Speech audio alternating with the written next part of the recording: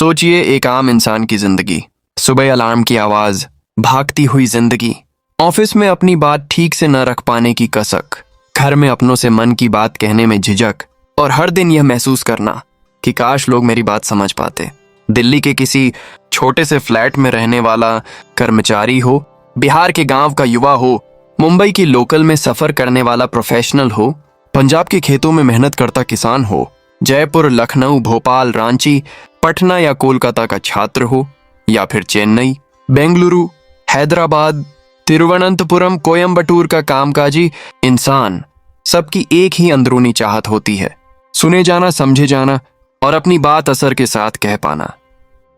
भारत के उत्तर, दक्षिण, पूर्व, पश्चिम ही नहीं, Nepal, Bhutan, Dubai, Singapore, Mauritius जैसे उन सभी देशों में जहां हिंदी दिलों में बसती है, ये संघर्ष एक जैसा है। यहीं से शुरू होती है ये कहानी। ये सिर्फ बोलने की नहीं, समझने की कला की कहानी है। द आर्ट ऑफ परसुएशन आपको सिखाती है कि प्रभाव जमाना जोर से बोलने से नहीं, सही समय पर सही शब्द चुनने से होता है। यह किताब धीरे धीरे आपके सोचने का तरीका बदलती है, आपको ये एहसास दिलाती है कि आप कमजोर नहीं हैं, बस आपको अपने विचारों को पेश करने की सही कला नहीं सिखाई गई। जैसे जैसे आप आगे बढ़ेंगे, आपको समझ आएगा कि कैसे रिश्तों में, काम में और जिंदगी के फैसलों में आपकी बात मायने रखने लगेगी। ये हिंदी ऑडियो बुक सिर्फ ज्ञान नहीं देती, यह आपके अपने अनुभवों से जुड़ती है, आपके सवालों को आवाज देती है और आपको उम्मीद देती है कि बदलाव मुमकिन है। अगर आपने कभी महसूस किया है कि लोग आपकी बात सुनते नहीं, अगर आप चाहते हैं कि आपकी मौजूदगी असर छोड़े, तो ये सफर आपके लिए है। अंत तक बने रहिए, क्योंकि अब हम इस किताब को चैप्टर वाइज शुरू करने वाले हैं और हर चैप्टर आपको खुद का एक नया, ज्यादा आत्मविश्वासी रूप दिखाएगा। Chapter 1, the history and basics of persuasion. जब से इंसान ने बोलना सीखा, उसी दिन से परसुएशन की कहानी शुरू हो गई। शुरुआत में यह कोई तकनीक नहीं थी, बल्कि जरूरत थी। जंगलों में रहने वाला इंसान जब अपने समूह को शिकार के लिए मनाता था, जब वह आग की अहमियत समझाता था, तब वह जाने अनजाने परसुएशन का इस्तेमाल कर रहा था। समय बदला, सभ्यताएं बनी, राजा आए, साम्राज्य खड़े हुए और परसुएशन धीरे धीरे ताकत बन गया। प्राचीन भारत में गुरु शिष्य को कथा और उदाहरणों से समझाता था। रामायण और महाभारत में संवादों के जरिए मन बदले जाते थे। यूनान में अरिस्टोटल जैसे विचारकों ने इसे एक कला का रूप दिया, जहां लॉजिक, इमोशन और क्रेडिबिलिटी को अहम माना गया। लेकिन परसुएशन कभी सिर्फ बोलने की कला नहीं रही, यह हमेशा समझने की कला भी रही है। यह जानना कि सामने वाला क्या सोच रहा है, क्या चाहता है और किस बात से प्रभावित होता है। वक्त के साथ परसुएशन ने राजनीति, व्यापार, धर्म, शिक्षा और रिश्तों में अपनी जगह बनाई। किसी नेता का भाषण, किसी माँ की डांट में छुपा प्यार, किसी दोस्त की सलाह या किसी सेल्समैन की मुस्कान, सब में परसुएशन मौजूद है। इसकी बुनियाद डर या दबाव नहीं, बल्कि कनेक्शन है। जब इंसान खुद को समझा हुआ महसूस करता है, तभी वह बदलने के लिए तैयार होता है। परसुएशन का असली मतलब किसी को हराना नहीं, बल्कि साथ चलने के लिए तैयार करना है। ये किताब यहीं पर एक गहरी सच्चाई सामने लाती है कि ज्यादातर लोग असफल इसलिए नहीं होते क्योंकि वे गलत हैं, बल्कि इसलिए होते हैं क्योंकि वे अपनी बात उस भाषा में नहीं रख पाते जिसे सामने वाला समझ सके। परसुएशन हमें सिखाती है कि हर इंसान अपने अनुभवों, विश्वासों और भावनाओं के साथ जीता है, और अगर आप उन तक पहुंचना चाहते हैं तो पहले आपको उन्हें महसूस करना होगा। यह अध्याय हमें यह समझाता है कि परसुएशन कोई चाल नहीं, कोई मैनिपुलेशन नहीं, बल्कि इंसानी व्यवहार को समझने की एक जिम्मेदार कला है, जो सही हाथों में जिंदगी बदल सकती है और गलत हाथों में नुकसान भी पहुंचा सकती है। Chapter 2, schemas, priming and spreading activation. अब हम इंसान के दिमाग के उस हिस्से में प्रवेश करते हैं जहां परसुएशन असल में जन्म लेती है। हमारा दिमाग हर चीज को नए सिरे से नहीं सोचता, वह शॉर्टकट्स बनाता है। इन्हीं शॉर्टकट्स को स्कीमास कहा जाता है। स्कीमास मतलब हमारे दिमाग में बनी हुई वो तस्वीरें, धारणाएं और ढांचे जिनके आधार पर हम दुनिया को देखते हैं। जैसे ही आप किसी इंसान को देखते हैं, किसी जगह का नाम सुनते हैं या किसी शब्द से टकराते हैं, आपका दिमाग तुरंत पुराने अनुभवों को खंगालने लगता है। यही कारण है कि दो लोग एक ही बात सुनकर अलग अलग प्रतिक्रिया देते हैं। अब यहाँ प्राइमिंग काम करता है। प्राइमिंग का मतलब है दिमाग को पहले से किसी दिशा में तैयार कर देना। जैसे अगर आप किसी को बार बार सफलता, आत्मविश्वास और आगे बढ़ने की बातें सुनाते हैं तो उसका दिमाग धीरे धीरे उन्हीं शब्दों से जुड़ी सोच में ढलने लगता है। उसे पता भी नहीं चलता, लेकिन उसका नजरिया बदलने लगता है। यही पर्सुएजन की सबसे शक्तिशाली और सबसे शांत प्रक्रिया है।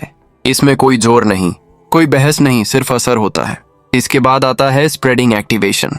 दिमाग में एक विचार दूसरे विचार से जुड़ा होता है, जैसे एक जाल। जब आप किसी एक भावना को छूते हैं तो उससे जुड़ी कई यादें, विश्वास और इच्छाएं अपने आप सक्रिय हो जाती हैं। यही वजह है कि एक सही कहानी, एक सही उदाहरण या एक सही शब्द इंसान को भीतर तक हिला देता है। यह अध्याय हमें यह एहसास दिलाता है कि इंसान का व्यवहार अचानक नहीं बदलता, वह अंदर ही अंदर तैयार होता है। अगर आप किसी को परसुएड करना चाहते हैं तो पहले उसके दिमाग के स्कीमास को समझना होगा, फिर सही प्राइमिंग के जरिए माहौल बनाना होगा और फिर स्प्रेडिंग एक्टिवेशन के जरिए बदलाव को स्वाभाविक होने देना होगा। ये ज्ञान हमें जिम्मेदारी भी देता है, क्योंकि शब्द सिर्फ आवाज नहीं होते, वे दिमाग में हलचल पैदा करते हैं। जब आप ये समझ लेते हैं तब परसुएशन एक हथियार नहीं बल्कि एक पुल बन जाती है जो दो दिमागों और दो दिलों को जोड़ देती है। चैप्टर 3 एंकर परसेप्शन जी। इंसान की सोच कभी खाली जमीन से शुरू नहीं होती। हर नई बात, हर नया विचार किसी न किसी पुराने अनुभव से जुड़कर ही दिमाग में जगह बनाता है। इसी को एंकर परसेप्शन कहा जाता है। एंकर मतलब वह पहली छवि, पहला विचार या पहली जानकारी जिसके आधार पर बाद की सारी बातें समझी जाती हैं। जैसे ही कोई इंसान किसी विषय पर पहली राय बना लेता है, उसका दिमाग उसी एंकर के आसपास घूमने लगता है। यही वजह है कि पहली इंप्रेशन इतनी ताकतवर होती है। यह अध्याय हमें सिखाता है कि परसुएशन अक्सर वहीं जीत या हार जाती है जहां एंकर सेट होता है। अगर किसी इंसान ने अपने मन में यह मान लिया कि कोई व्यक्ति भरोसेमंद है तो उसकी आगे की हर बात को वह सकारात्मक नजर से देखेगा, और अगर पहला अनुभव नकारात्मक रहा तो सच भी उसे गलत लग सकता है। एंकर परसेप्शन केवल लोगों तक सीमित नहीं है, यह कीमत, रिश्ते, फैसले और सपनों तक में काम करती है। जब कोई पहली बार किसी चीज को बहुत महंगा या बहुत मुश्किल मान लेता है तो बाद में वही चीज आसान होने पर भी उसे भारी लगती है। यह अध्याय धीरे धीरे ये एहसास दिलाता है कि परसुएशन का मतलब सामने वाले की सोच को तोड़ना नहीं, बल्कि उसके एंकर को समझकर उसी के अनुसार बात रखना है। अगर आप सही एंकर पर बात शुरू करते हैं तो दिमाग अपने आप आपकी दिशा में झुकने लगता है। ये ज्ञान हमें ये भी सिखाता है कि हमें खुद अपनी एंकर्स के प्रति जागरूक रहना चाहिए, क्योंकि कई बार हम बिना जाने पुराने अनुभवों के कैदी बन जाते हैं। जब आप ये समझ लेते हैं तब परसुएशन केवल दूसरों को प्रभावित करने की कला नहीं रहती, बल्कि खुद को आजाद करने की प्रक्रिया भी बन जाती है। Chapter 4 know who can be persuaded. हर इंसान परसुएड होने के लिए एक जैसा नहीं होता। ये सच्चाई जितनी सरल है उतनी ही गहरी भी। इस अध्याय में किताब एक बहुत जरूरी सवाल उठाती है, क्या हर किसी को बदला जा सकता है? जवाब है नहीं। कुछ लोग अपने विश्वासों में इतने जमे होते हैं कि वे सुनते तो हैं लेकिन स्वीकार नहीं करते। कुछ लोग अंदर से बदलाव चाहते हैं लेकिन डर की वजह से रुके रहते हैं। परसुएशन वहीं काम करती है जहां मन थोड़ा खुला हो, जहां इंसान खुद के भीतर सवाल कर रहा हो। यह अध्याय हमें सिखाता है कि सबसे पहले यह पहचानना जरूरी है कि सामने वाला किस स्थिति में है। क्या वह सच में समझना चाहता है या सिर्फ सही साबित होना चाहता है? क्या वह इमोशनल रूप से तैयार है या अभी डिफेंसिव मोड में है? जब आप ये पहचान लेते हैं तब आपकी ऊर्जा सही दिशा में लगती है।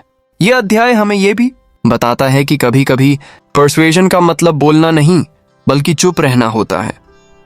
सही समय का इंतजार करना, सही व्यक्ति से सही भाषा में बात करना, यही असली समझदारी है। हर रिश्ते, हर बातचीत में यह जानना जरूरी है कि सामने वाला बदलने की स्थिति में है या नहीं, क्योंकि जब आप किसी ऐसे इंसान को परसुएड करने की कोशिश करते हैं जो तैयार ही नहीं है तो आप सिर्फ खुद को थका रहे होते हैं। यह अध्याय हमें यह सिखाता है कि परसुएशन जोर लगाने की नहीं, समझदारी से चुनने की कला है। जब आप जान जाते हैं कि किससे बात करनी है, किस समय करनी है और किस तरीके से करनी है, तब शब्द अपने आप असर करने लगते हैं और बदलाव संघर्ष नहीं स्वाभाविक प्रक्रिया बन जाता है। Chapter 5 the 4 languages of persuasion. हर इंसान एक ही भाषा सुनता नहीं, भले ही शब्द एक जैसे हों। परसुएशन की असली ताकत यहीं छुपी है। यह अध्याय बताता है कि लोगों तक पहुंचने के 4 मुख्य तरीके होते हैं, जिन्हें यहाँ 4 लैंग्वेजेस कहा गया है। पहली भाषा है लॉजिक की भाषा। ये उन लोगों को छूती है जो कारण, प्रमाण और स्पष्टता चाहते हैं। इनके लिए भावनात्मक बातों से ज्यादा जरूरी होता है कि बात समझ में आए और सही लगे। दूसरी भाषा है इमोशन की भाषा। ये दिल से बात करती है, अनुभवों, दर्द, उम्मीद और रिश्तों से जुड़ती है। ऐसे लोग तब बदलते हैं जब उन्हें महसूस होता है कि सामने वाला उन्हें समझ रहा है। तीसरी भाषा है क्रेडिबिलिटी की भाषा। इसमें शब्दों से पहले व्यक्ति मायने रखता है। भरोसा, अनुभव और ईमानदारी यहाँ परसुएशन का आधार बनते हैं। चौथी भाषा है विजन की भाषा। यह भविष्य की तस्वीर दिखाती है, बेहतर कल का एहसास कराती है। यह भाषा इंसान को उसकी वर्तमान सीमाओं से बाहर देखने में मदद करती है। यह अध्याय हमें यह सिखाता है कि परसुएशन तब असफल होती है जब हम अपनी पसंदीदा भाषा में बात करते हैं, और सफल तब होती है जब हम सामने वाले की भाषा चुनते हैं। जब आप ये पहचान लेते हैं कि कौन सा इंसान किस भाषा से जुड़ता है, तब आपकी बात जोर नहीं मांगती, वह सीधे असर करती है। ये समझ रिश्तों को गहरा करती है, काम को आसान बनाती है और बातचीत को संघर्ष से संवाद में बदल देती है। Chapter 6 persuasive presentation. कई बार बात सही होती है, लेकिन उसे पेश करने का तरीका कमजोर पड़ जाता है। यही कारण है कि प्रेजेंटेशन परसुएशन का अहम हिस्सा बन जाती है। यह अध्याय बताता है कि लोग सिर्फ शब्द नहीं सुनते, वे टोन, बॉडी लैंग्वेज और ऊर्जा भी महसूस करते हैं। परसुएसिव प्रेजेंटेशन का मतलब है अपनी बात को इस तरह रखना कि सामने वाला सुरक्षित महसूस करे, दबाव में नहीं। शुरुआत में कनेक्शन बनाना, बीच में क्लैरिटी देना और अंत में उम्मीद छोड़ना, यही इसकी आत्मा है। यह अध्याय हमें यह भी सिखाता है कि प्रेजेंटेशन एक परफॉर्मेंस नहीं, बल्कि एक कॉन्वर्सेशन होनी चाहिए। जब आप सच में सामने वाले को शामिल करते हैं, उसकी प्रतिक्रिया महसूस करते हैं, तब आपकी बात ज्यादा गहराई से उतरती है। यहाँ साइलेंस भी एक टूल बन जाता है और पॉज भी असर पैदा करता है। यह अध्याय यह एहसास दिलाता है कि परसुएसिव प्रेजेंटेशन का उद्देश्य लोगों को प्रभावित करना नहीं, बल्कि उन्हें सोचने के लिए प्रेरित करना है। जब आपकी बात सरल, ईमानदार और जुड़ाव से भरी होती है, तब परसुएशन बिना शोर के अपना काम कर जाती है और आपकी आवाज याद रह जाती है, सिर्फ सुनी नहीं जाती। Chapter 7 controlling body language. कभी कभी हम कुछ कहते नहीं, फिर भी बहुत कुछ कह देते हैं। इंसान का शरीर उसकी सोच और भावना का सबसे ईमानदार आईना होता है। यह अध्याय हमें यह समझाता है कि परसुएशन सिर्फ शब्दों से नहीं होती, बल्कि शरीर की हर छोटी हरकत से होती है। आपकी आंखों की दिशा, बैठने का तरीका, हाथों की स्थिति, चेहरे के भाव, ये सब सामने वाले के दिमाग में लगातार सिग्नल्स भेजते रहते हैं। कई बार इंसान आपके शब्दों पर नहीं, बल्कि आपके पोस्चर और एनर्जी पर भरोसा करता है। अगर शरीर असहज है, तो सबसे सच्ची बात भी झूठ जैसी लग सकती है। यह अध्याय सिखाता है कि बॉडी लैंग्वेज को कंट्रोल करने का मतलब नकाब पहनना नहीं है, बल्कि अंदर की स्थिति को शांत करना है। जब आप खुद को सुरक्षित और स्थिर महसूस करते हैं, तो आपका शरीर भी वही संदेश देता है। खुला पोस्चर, स्थिर नजर, संतुलित मूवमेंट, यह सब सामने वाले के भीतर भरोसा पैदा करता है। यह अध्याय यह भी बताता है कि सामने वाले की बॉडी लैंग्वेज पढ़ना उतना ही जरूरी है जितना अपनी भाषा को संभालना। जब आप सामने वाले के तनाव, झिझक या ओपननेस को पहचान लेते हैं, तब आप अपनी बात उसी हिसाब से ढाल सकते हैं। परसुएशन तब सबसे प्रभावी होती है जब शरीर और शब्द एक ही बात कह रहे हों। यह अध्याय हमें यह एहसास दिलाता है कि असली प्रभाव नियंत्रण से नहीं, आत्म जागरूकता से आता है। Chapter 8 peer pressure. इंसान अकेला सोचता है, लेकिन समूह में बदलता है। पीयर प्रेशर को अक्सर नकारात्मक रूप में देखा जाता है, लेकिन यह अध्याय इसकी गहरी सच्चाई सामने लाता है। पीयर प्रेशर दरअसल इंसान की बिलोंगिंग की इच्छा से जन्म लेता है। हम वही करना चाहते हैं जो हमारे जैसे लोग कर रहे हैं, क्योंकि हमें अकेले पड़ जाने का डर होता है। यही वजह है कि दोस्त, समाज, ऑफिस और परिवार हमारे फैसलों को चुपचाप प्रभावित करते रहते हैं। यह अध्याय बताता है कि परसुएशन में पीयर प्रेशर सबसे शांत लेकिन सबसे शक्तिशाली ताकतों में से एक है। जब इंसान देखता है कि उसके जैसे लोग किसी विचार को स्वीकार कर रहे हैं तो उसका विरोध अपने आप कम होने लगता है। यहाँ कोई बहस नहीं होती, कोई जोर नहीं, बस एक सोशल संकेत होता है कि यह रास्ता सुरक्षित है। यह अध्याय हमें यह भी सिखाता है कि पीयर प्रेशर का इस्तेमाल जिम्मेदारी से होना चाहिए, क्योंकि वही ताकत जो किसी को आगे बढ़ा सकती है, किसी को गलत दिशा में भी ले जा सकती है। जब आप यह समझ जाते हैं कि इंसान भीड़ में क्यों बदलता है, तब आप पर्सुएशन को डर के बजाय समझदारी के साथ इस्तेमाल कर पाते हैं। यह अध्याय हमें यह एहसास दिलाता है कि इंसान सिर्फ अपने विचारों से नहीं, अपने आसपास के लोगों से भी बनता है, और पर्सुएशन अक्सर वहीं सफल होती है जहां इंसान खुद को अकेला नहीं, जुड़ा हुआ महसूस करता है। 9. The repeated exposure effect. इंसान का दिमाग अचानक किसी नई चीज पर भरोसा नहीं करता। उसे समय चाहिए, पहचान चाहिए, और धीरे धीरे बनने वाला अपनापन चाहिए। यही रिपीटेड एक्सपोजर इफेक्ट की जड़ है। यह अध्याय बताता है कि जो चीज हमें बार बार दिखाई देती है, सुनाई देती है या महसूस होती है, वही धीरे धीरे हमें सुरक्षित और परिचित लगने लगती है। शुरुआत में जो विचार अजीब लगता है, वही कुछ समय बाद सामान्य हो जाता है और फिर स्वीकार्य। दिमाग का यह स्वभाव हमें बचाने के लिए बना है, क्योंकि परिचित चीजों में खतरा कम लगता है। पर्सुएशन इसी प्राकृतिक प्रक्रिया का सम्मान करती है। जब आप किसी इंसान पर एक ही बात को जोर से थोपते हैं तो वह रेजिस्ट करता है, लेकिन जब वही बात अलग अलग मौकों पर, अलग अलग संदर्भों में शांत तरीके से सामने आती है तो उसका असर गहरा होता जाता है। यह अध्याय समझाता है कि रिपीटेड एक्सपोजर का मतलब एक ही शब्द दोहराना नहीं, बल्कि एक ही भावना को अलग अलग रूप में महसूस कराना है। कभी कहानी के जरिए, कभी उदाहरण से, कभी किसी और के अनुभव से। धीरे धीरे दिमाग उस विचार से लड़ना बंद कर देता है और उसे अपनाने लगता है। यही कारण है कि आदतें बनती हैं, विश्वास मजबूत होते हैं और रिश्तों में भरोसा बढ़ता है। यह अध्याय हमें यह भी सिखाता है कि हमें खुद भी सतर्क रहना चाहिए, क्योंकि जो बातें हम रोज सुनते हैं वही हमारी सोच को आकार देती हैं। रिपीटेड एक्सपोजर हमें बदलता है, चाहे हम चाहें या ना चाहें। जब यह समझ आ जाती है तब पर्सुएशन शोर नहीं करती, वह धैर्य के साथ काम करती है और बदलाव को स्वाभाविक बना देती है। Chapter 10 framing. एक ही सच्चाई को देखने के कई तरीके होते हैं और फ्रेमिंग वही कला है जो तय करती है कि इंसान किस नजरिए से उसे देखेगा। यह अध्याय बताता है कि लोग अक्सर तथ्यों के आधार पर नहीं, बल्कि उन तथ्यों को जिस ढांचे में पेश किया गया है उसके आधार पर फैसला लेते हैं। फ्रेमिंग का मतलब झूठ बोलना नहीं, बल्कि सच को इस तरह प्रस्तुत करना है कि वह समझ में आए और जुड़ाव पैदा करे। जब किसी बात को नुकसान के रूप में दिखाया जाता है तो इंसान डर के साथ प्रतिक्रिया देता है। जब वही बात अवसर के रूप में सामने आती है तो उम्मीद जागती है। ये फर्क शब्दों का नहीं, दृष्टिकोण का होता है। यह अध्याय हमें सिखाता है कि पर्सुएशन में सवाल यह नहीं होता कि आप क्या कह रहे हैं, बल्कि ये होता है कि आप उसे किस एंगल से कह रहे हैं। एक समस्या को चुनौती की तरह फ्रेम किया जाए तो इंसान मजबूत महसूस करता है। एक बदलाव को खतरे की बजाय संभावना की तरह दिखाया जाए तो रेजिस्टेंस कम हो जाती है। यह अध्याय ये भी समझाता है कि फ्रेमिंग सिर्फ दूसरों पर नहीं, खुद पर भी असर डालती है।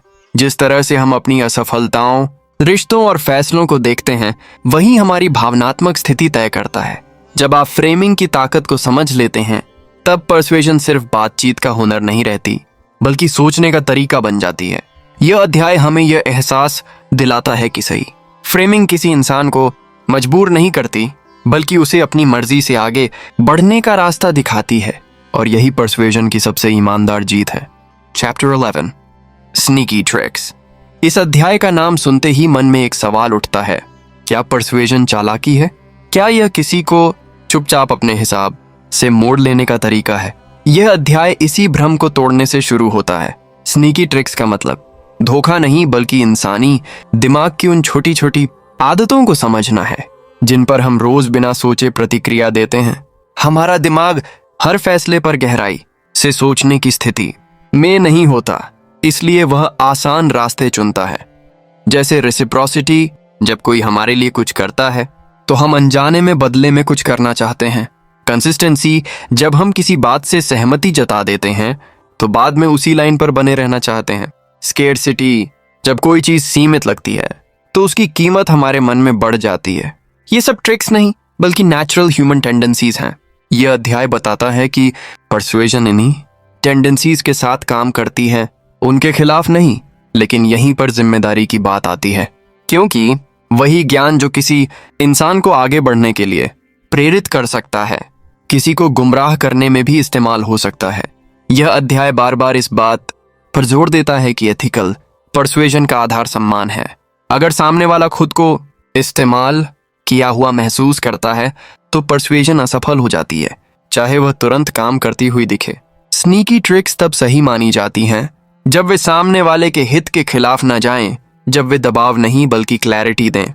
यह अध्याय हमें यह भी सिखाता है कि इन तरीकों को पहचानना उतना ही जरूरी है जितना उनका इस्तेमाल समझना, क्योंकि जब आप समझ जाते हैं कि आपके फैसले कैसे प्रभावित किए जा रहे हैं, तब आप ज्यादा जागरूक, ज्यादा स्वतंत्र इंसान बनते हैं।